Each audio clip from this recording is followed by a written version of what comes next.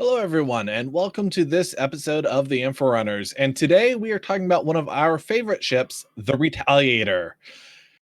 And for today's episode, I am joined by Execute and Colonel Algared Sanders. Can I please have a Retaliator with that 12-piece bucket? Would you like an Eclipse with that? He No, also thank looks you. like a waiter or like a porter at an old school cinema. Like the guy who tears your ticket. Yeah. It's pretty good. All right.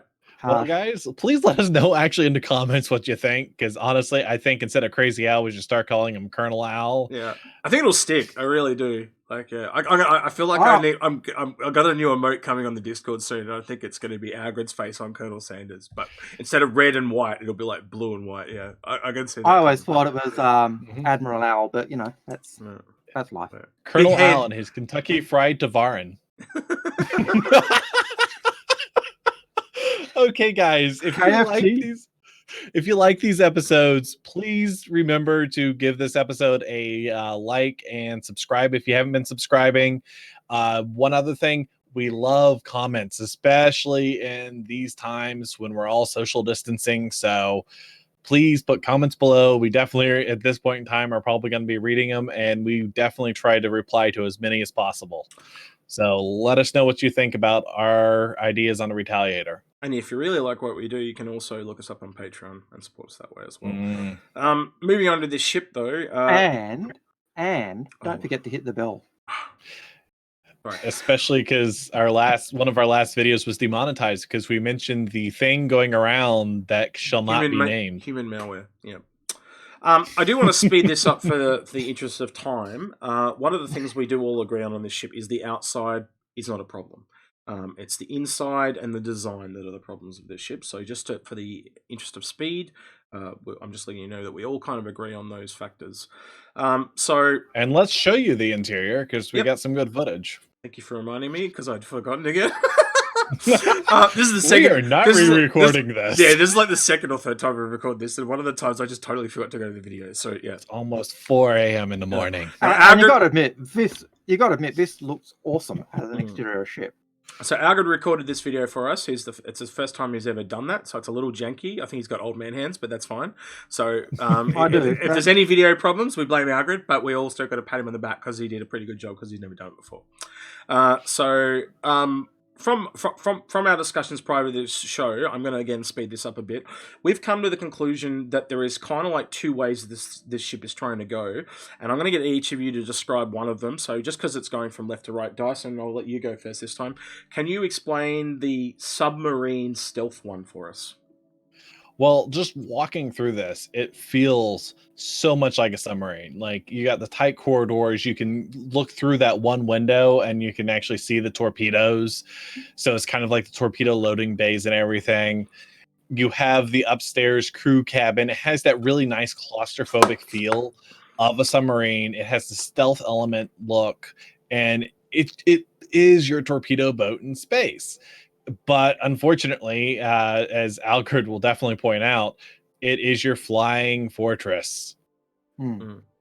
So that's the other variant. Algared, can you tell us a little about that? And the other variant that really this ship is trying to be is the flying fortress, and that was one of the things they even said in the design when they were talking about the design. It is the flying fortress, the strategic bomber.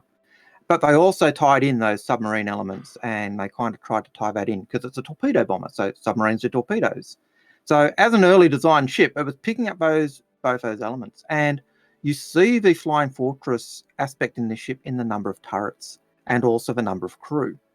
You also see those aspects coming in the lack of real crew quarters. So you've got a bathroom and toilet, but when you get to the crew quarters, they're minuscule, and that gives massive problems because there's only one access point and it's a massive choke point. Just like these corridors, and that's the ladder you're talking about just there. Look, the other problem from this ship to me is like the reason why the stealth doesn't work with the flying fortress stuff is, again, if you go back to World War II, but World War II, all the planes were kind of on that I'm made of a paper mache type of feel, but it doesn't work in a spaceship game that's set somewhat 1,000 years in the future because there are other ships with more armor and stuff like that. So to me, if you move this ship towards the Sky Fortress, it needs more armor, which means it takes it away from the stealth. So I think they either need to pick one and go on that direction, or they probably... I know they tried to split off the Eclipse, but the problem with the Eclipse is it doesn't have, enough... enough space for the other amenities. Like, so there are modules that we have. So we have the cargo bay, the drop pods, and stuff like that. And I think there is room for a stealth bomber and an armored bomber in this size class. If you go bigger, to Polaris, that's your Sky Fortress, but you lose your stealth. And I also think some of the modules really benefit from stealth. Like, I think the cargo bay with the stealth is really, really beneficial. And I know you guys might disagree. So if we take this ship towards the Sky Fortress, then I think there needs to be another stealth ship that replaces this. That's all I'm trying to say. I think there is room for both, is what I'm saying. Well, the thing is, and I'm just going to put it this way, the Eclipse does its job better for multiple reasons. Yes, it doesn't have the range, but if you're taking out something like a Idris or something that you're going to need those torpedoes, you're going to already be fielding your most likely a large enough force that you're going to have some sort of base of operations like an Idris or a Kraken. So it has that advantage, and it also has the advantage of rearming. So this thing needs more torpedoes. And if you look at something like the Polaris, because you're saying Flying Fortress, it's more of a patrol boat. So they definitely would either need to introduce something else in there or try to give this thing a little bit more of an identity. What I'm trying to say is that there's a ship that's more closer to this Fortress version than there is to this ship's larger stealth ship. There is no large stealth ship. They just don't exist. Where with the Polaris could technically do a very similar job as the Sky Fortress version of this. That's all I was trying to say. When you're looking at this ship versus the Polaris, you're really looking at a Flying Fortress and a Super Fortress. Yes. And the Polaris is your Super Fortress, and this is your Flying Fortress. There is no other ship that does the Flying Fortress aspect. Now, I know you're thinking Reclaimer. You mean Redeemer? Redeemer, sorry. Yep. You're thinking Redeemer being a gunship. But it doesn't have the bombers. This is not a gunship. Yeah, I know. This is not a gunship. It's a bomber with the anti-fighter turrets. And that's what these turrets are for. The problem with these turrets is they're size 1 guns, and it really needs to have at least size 2s. I think the turret number is ideal, but I think if we were looking at, say, linked turrets where we could reduce our crew capacity, which means our cramped quarters up here, get a bit more space, maybe drop 2 of the beds, and that gives us a place to put a small kitchen or galley. Something like that would be quite helpful. I could also see getting rid of the captain's quarters as well. But that is something that we all agreed on earlier before the show too, in our previous recordings, is that this kind of suffers from some weird things. Like, you really only need 2 or 3 people in this ship until the shit hits the fan, and then all of a sudden you need 6 people because you need all those turrets manned. So, Algared, one of the things we talked about was linked turrets. Could you explain that for people and how they, not just where they came from, but how they actually would work on this ship in particular? Well, the original use of the linked turrets, I believe, was in the Super Fortress, and that was where you'd have one gunner, but he'd actually, where his gun moved, several other guns remotely would follow his gun and pick and shoot at the same target. And we could easily do that here. It's strange that 900 years down the future, we've still got to have individually manned turrets or individually remote controlled turrets. And this is a ship that would be ideally suited to a linked remote turret system. And that jump does it really well. And so this is another ship that would benefit from that. I actually think the Corsair should have 2 turrets on each side to give it a proper broadside that are linked and controlled by a single gunner. But this ship, if give it 6 turrets and have 2 gunners, and one, they sit in the turrets, that gives Chris Roberts that man turret aspect that he likes. It also, if you have 2 other turrets linked to that turret, so they're firing at the same point, it reduces the crew requirement, but it also means that single gunner actually has a significant amount of firepower at his disposal. And that means those small guns, even if they're size 2s, suddenly become better. The size 1 guns, they're like a little infant kid. tapping you on the shoulder saying, "Sir, sir, sir, sir, sir." You can tell sir. Algared works with kids. Yes. Right? Whereas the size 2s are a bit like someone else giving you an arm punch. They're still not that deadly compared to size 3s, but they're going to be better than just... Well, it's pure quantity, because the thing is that makes the Flying Fortress field work on this is if you look at where all the turrets are, there are multiple areas where you'll have only 2 turrets hitting you, which is a decent firepower, but there's quite a few areas where you can have 3 turrets. So if you're buzzing by and then you get nailed by 3 turrets, that's a lot of firepower and a lot more chances to hit when it's combined. And you need it to be linked, because the biggest issue is, why would you bring this versus an Eclipse? Because I can bring 2 Eclipses for the same amount of torpedoes, and all you get with this is extra firepower for the crew. So there's no reason, unless you up the torpedoes as well in addition to the linked turrets. Think the revolving turret thing on the Eclipse. Put that on here, because that would give you room to have more torpedoes. And if you really want to, you could also change the corridor system so there's less choke points. So you mentioned the corridor system there. Let's talk about the layout of the ship a little bit, because one of the other things we agreed on was that if you took some of the torpedo mechanisms of, say, the Eclipse and put it into the ship, you would not only be able to fit more torpedoes, but you'd probably be able to narrow the middle of the ship so you could make the corridors bigger. And it'd be really good, ideally, if you could have the corridors at least 2 people wide so you could walk past each other.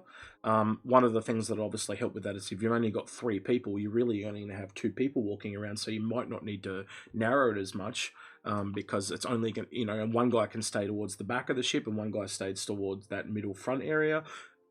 You're not really going to need to move much of that. Obviously, if you lower the number of crew and you don't have to rework the ship as much, that also has other benefits. Like, as you said, you can put in the showers and all that, but you probably don't need to rework the entire structure of the ship, which is obviously going to save a lot more time. So if you can take out the beds and put in a few more things...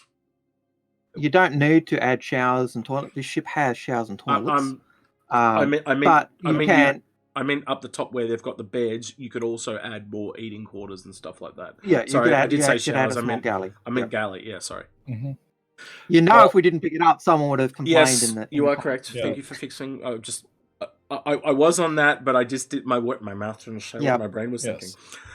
So one other big thing is, if you change the space, you could actually possibly have room for actual reloading positions, like being able to actually reload the weapons, because that'd be kind of neat, is being able to actually have someone, like, if you want to really embrace that torpedo feel, imagine someone actually having to operate a button here, push your torpedo over here, move it in, and actually move it into like tubes or stuff to help reload. Another part of it is, what if, say, you put the cargo module in the back and it was full of torpedoes and you just only fired torpedoes from the front? So you can't fire as many torpedoes in succession, but over a longer fight, you can fire physically more torpedoes. So instead of having, like, currently at 6, like we were talking before the show, that it probably needs to be up to 12, and that even then only puts it in kind of between the Eclipse and the Polaris, which is where the ship really needs to be. At the moment, being only double the Eclipse is kind of not worth it, because honestly, you can have 2 people instead of 6. Well, this ship doesn't even compare with the Constellation, because it needs 6 people. It's crazy. Yes. Well, it could get by with 9 torpedoes if you gave it the ability to change out its torpedoes. Because imagine now being able to change your size of torpedoes. You could choose to have a couple large, like the large torpedoes. You could maybe choose to have one larger torpedo that fills up the entire bay, or a whole bunch of small ones. And I'm pretty certain that when the ship first came out, it had 9 torpedoes. I think there were 6 in the front, 2 on either side, and one each in the loaders, and 3 at the back. And for some reason, they got dropped. I think it went down to 6 when the Eclipse came out. Yeah. And I think the part of a reason for that was the Eclipse has 3 torpedoes, Retaliator only has 3. Buy the Eclipse because it's a better ship. You know, it's kind of that. It probably might go back up in the future.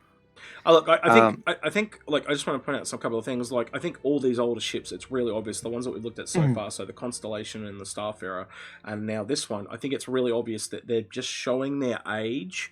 There's some really cool things that hold up. Like, the look of this ship is amazing, but there's just some design things. Like, when you look back at a lot of the older ones, they were trying to do too much because there was only a few ships back then.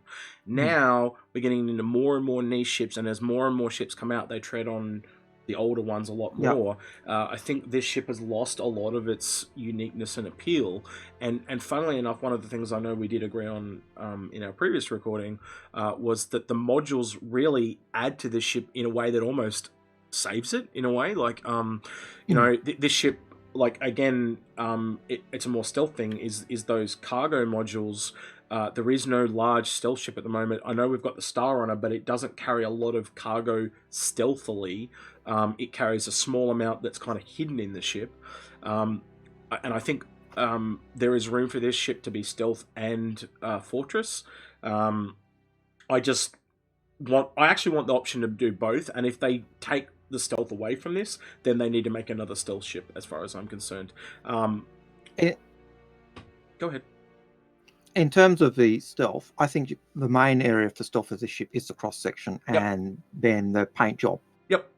The other ways, if they take the stealth away as being the paint job and exterior and give it slightly more armor, the way you would increase your stealth would be your components. So it's still going to keep back. I was probably going to say the signal that it gives out, like also the fact that this thing is firing size 1s probably implies at the moment it's got a smaller power plant. But that again is a juxtaposition, because again, if you lowered the number of turrets and made them more powerful, and again, if we use we talked about link turrets, didn't we? I'm pretty sure we did. I'm getting lost in my recordings at this point. It's late. Yeah, it's late. But yeah, the link turrets thing, reduce the number of people.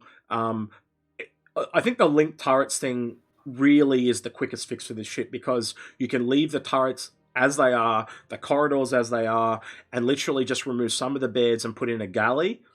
Like, that's a really small fix, because you're just hollowing out a bed section and putting a galley in, and that literally changes everything. And it still has to go in tandem with the torpedoes, though, because even then there's no reason to take this ship. Again, that's a quick fix, because it's an internal thing and it's locked into one room, so that's quick. But as soon as you got to scale the corridors bigger and smaller, that's a fairly substantial rework. And if it goes big enough, that ends up going to the outside, and you have to change the outside as well, which means the whole ship needs a rework. And none of us really want that, let's be honest, because in some cases we do, but in this case, if you can get a ship fixed with minimal effort. And this ship is one that can be fixed with minimal effort. I think you'll both agree on that. You know, changing the guns physically is not a hard thing to do. Go ahead. Okay. So, just building on what you're saying is, if we reduce the crew quarters and reduce the crew complement to 4, so 2 gunners using link guns, an engineer and the pilot. Yep. That means if you reduce 2 beds from that top sleeping quarters, you've got 4 beds left. Yep. Put a small galley in there, possibly even turn your captain's quarters into a full galley and living area. That works and so as well. you actually increase the quality of life on the ship. You also reduce the need for those wide corridors, because there's so few people on the ship. Changing the turrets so they're more like the Hammerhead's turret system, which we know is something they use the Hammerhead for, to test turret system, is going to help as well. So there's lots of little things that will happen to the ship, or could happen to the ship, to improve it. But I think one of the big things is increasing the torpedoes and the Hammerhead turret thing, though, Aegis. Sorry to cut you off. I think Dyson's trying to say this as well. You correct me if I'm wrong, Dyson. But it's probably a bit more structural change. It's not just an external change.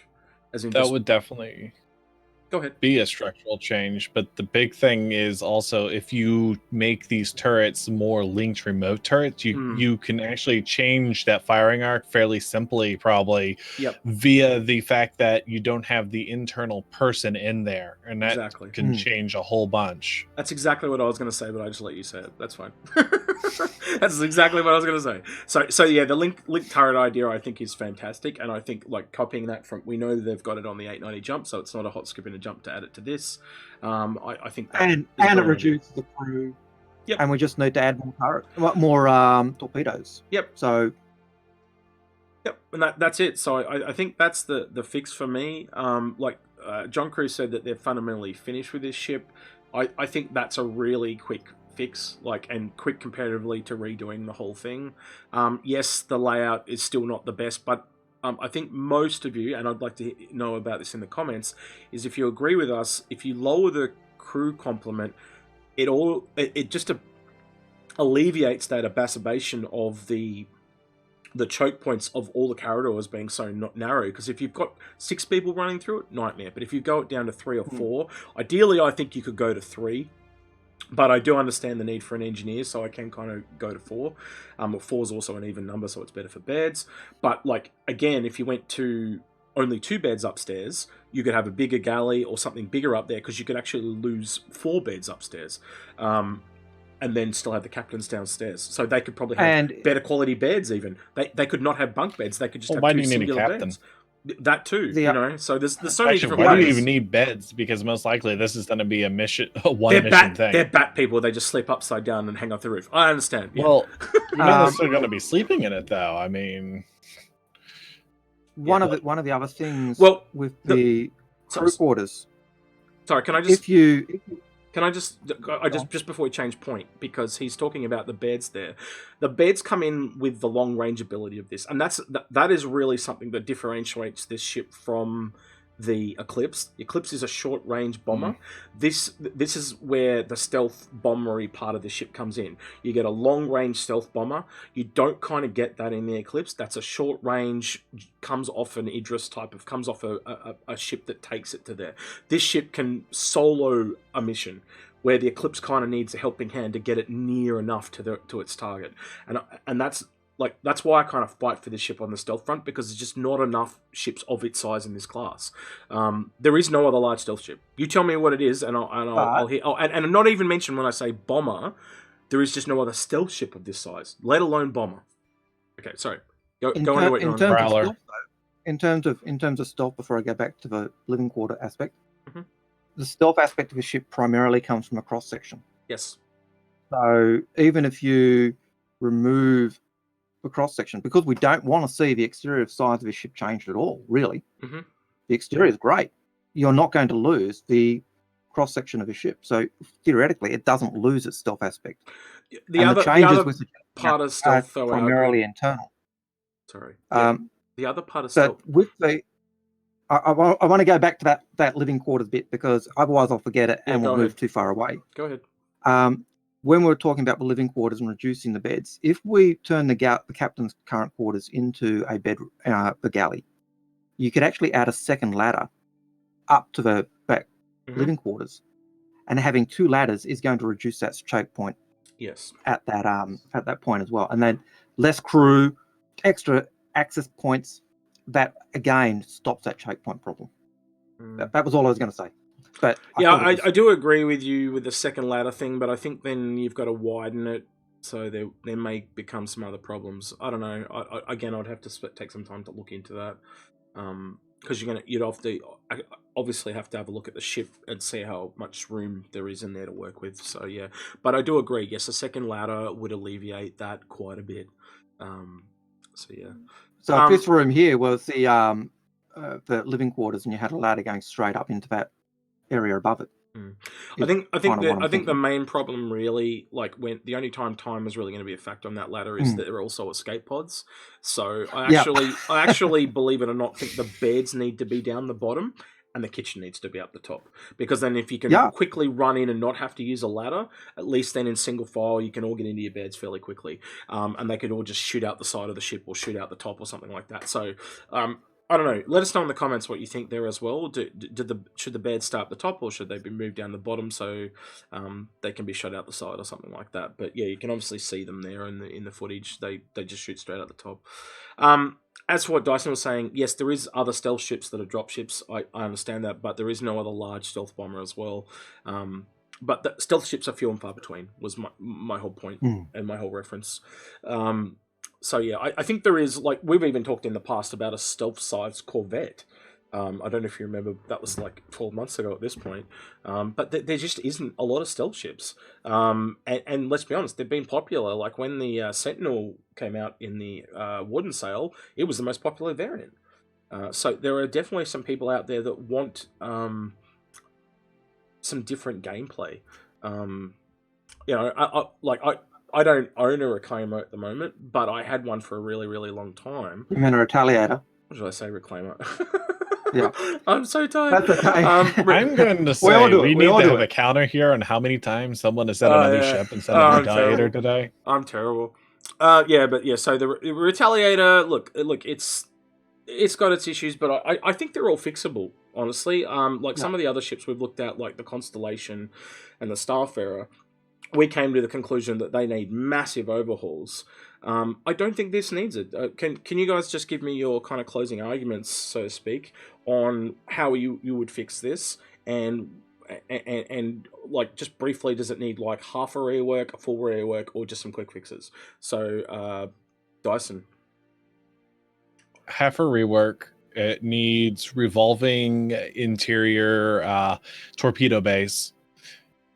Big fix right there. Increase the capacity without changing the exterior that much. So sorry, just to interrupt. You don't think that they can do that by just putting a different mechanism? They actually also have to physically widen it. Is that what you're saying? No, they don't have to physically widen it. But the reason I say partial rework is when you get to my next portion. Okay. Because the next portion is going to be the key thing with it. When you link the turrets, you don't need access to go to the back portion of the ship. Let's emphasize the range of the ship and put more fuel tanks, maybe some larger components back there. Sorry, I have to interrupt. That's not a big fix. That's a fix, because you can literally just change the doors to walls and say and put the pods where the walls were. So it's literally taking things away is easier than adding things. So that's still a fix in my book. All right, but yeah, I get what you're saying. Anything else? Again, and when you link the turrets, the big thing is actually going to be not actually maybe adding one or two more, because if you want the Flying Fortress feel, you really need to make sure you have full 360 coverage and not just 360 coverage by one turret, two turrets, preferably three, so you can get that real. I think we've got, correct me if I'm wrong, gents, but there's 3 on top and there's 2 on the bottom. So really, are we talking about just adding 1 on the bottom? Yeah, so there's 3 on the top there. Are we really just talking about adding 1 on the bottom? It depends on where the coverage is when you look at the firing arcs. Yeah, so there's 1 on the bottom under the chin, and I think there's 1 on the bottom on the back. Yeah. So yeah, like either maybe upping the power of them a little bit, or again, I'll leave that to the designers when they do it. But I can agree. Yeah, you probably need to add some more turrets, and if you don't, then maybe up the guns a little bit. Algared, do you see this as a because I think Dyson and I are now on the same page. It's just a quick fix, or do you think it needs to go a bit more than that? I think it's probably a little bit more than a quick fix, but certainly not much more. Fixing the turrets by possibly adding the third, linking them, closing off back of a ship like Dyson said, because again we don't need that anymore because we've got less crew. Yep. Changing the missile loaders, so you've got the missile loaders from the Eclipse. Yep. Which increases the load out to at least 9 missiles, which I think is the ideal number for this ship anyway. Yep. You don't need to widen the corridors at that point because you've now reduced the ship to 4. And by increasing the turrets, one thing I was mentioned earlier was that video I watched on German fighters. And the thing that I was surprised by the German fighters pilots was when they were describing going against the Flying Fortress was they hated it because it had so much coverage that if they didn't get in quick and get out quick, they were plastered by the guns on the Flying Fortress. And that surprised me because we'd always heard that story that the Flying Fortress was sitting ducks because they lost so many of them. But from a German point of view, no, they were deadly. It was just that they had to get them down. They had to get them down. Yeah. So that was surprising. That was quite eye-opening for me. And I feel that currently this doesn't kind of make that Flying Fortress aspect because it doesn't have that 360-degree coverage like the Flying Fortress has. Well, guys, please let us know what you think. Again, we do read the comments, especially now when we have a little bit more time on our hands. And remember to hit that like button. It really does help us out with the YouTube algorithm. You haven't been here for the last couple of episodes, Dyson, but one of the things we have been doing is just sharing with people what we've been doing during this human malware situation. So I'll keep it short. Schoolwork. and more Algared, schoolwork. I think Algared's a little opposite of that because he's the teacher. So you've been preparing that schoolwork, have you not? Preparing. Yeah, and I've basically just been doing the same thing I always do, just playing more games because there's more people at home, so more games to play. Another good one this week that I played was the Tabletop Simulator, which I believe you were mentioning was on special, Dyson. What did you say, $9 or something at the moment? It was $9 as of the original recording of this video. I haven't double checked. So has it changed in half an hour? Maybe not. I don't know. We'll find out. Well, it's changed days, so Yeah. that's a big difference. We'll see. Yeah, so let us know how you're doing, some of the things that you guys are doing during this human malware time period. Also, let us know what you think of, because we've had some internal debates here, whether to go towards stealth or fortress. And I really feel that this ship is good at both. These guys have, I don't know about Algared, but Dyson very strongly feels about, correct me if I'm wrong, Dyson, but the fortress, yeah? You really want it to go for the fortress thing? Well, I think there's room for both. 42. I feel like this is going to be like one of those ships. There's going to be a moment where they have several of them lined up. You see that massive field of fire coming in, and you're going to feel, hey, you're going to feel that. City. You're going to feel that flying fortress on a bombing run, and you're going to have the fighters come in to try and get you. Guarantee it. Yep, absolutely. So, yeah, the only reason I push more for stealth is because a lot of the Aegis ships are stealth. So I actually think this ship should be the stealth one. And if you made another ship, that or variant, that should be the fortress one, because you wouldn't want it to be Aegis, because Aegis has all that stealth stuff. And let's be honest. This is the ship that started the stealth look, that black and red wingtips, and it's on all their other stuff. So you're also taking this convention and changing it. And well, stealth is also relative. Well, there's many things in that. You've got your cross section, you've got your signatures, your heat. There's many, right? And obviously you can configure the ship to be as stealthy as you want it, because if you put heaps of blades in it, the signal's going to go way up. But if you take all the blades out, so the customability of this ship is going to be a strength of it as well. So yeah, Algared, you were going to say?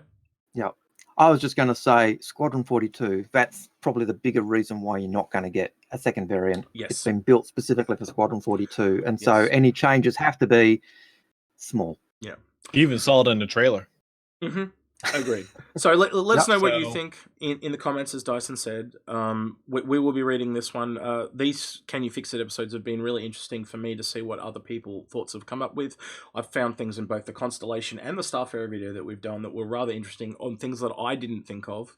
And they're really valid, in my opinion, to share that with the rest of the community. But I am very interested to see, as I'm sure these two gentlemen are as well, what you guys' takes are on the Retailiator. And feel free to post fixes that we haven't suggested.